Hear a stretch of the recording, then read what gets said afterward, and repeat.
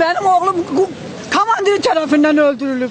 Gulam Quliyev çıksın media karşısında, dünya karşısında cevap versin ki benim oğlumun günahı nedir? Nəyə görə 8 ayın saldatını güllə tapancayla vurmuş? Məqsədimiz o ki, əsgərlər ölməsin, dövlətimiz bu işdə bir ölçü götürsün. Balalarımızın qanı yerdə qalmasın. Mən yaşaya bilmirəm. Mən ikinci övladımı nətər verim indi vətənə? Nətər verim vətənə ki, getsin vətənə qulluq eləsin? Hansı ki, hansı ki? Əsgərlərimiz ölməsin, vətən malına dönməsin. Əsgərlərimiz ölməsin, vətən malına dönməsin. Şəhidlər ölməz, vətən bölünməz.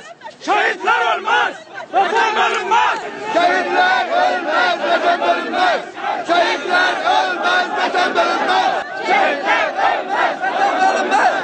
Şehitler ölmez, vatan bölünmez.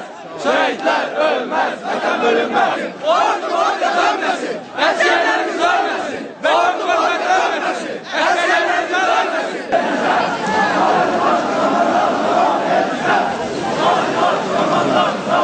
Şehitler ölmez, vatan bölünmez. Şəhidlər ölməz, vətən bölünməz.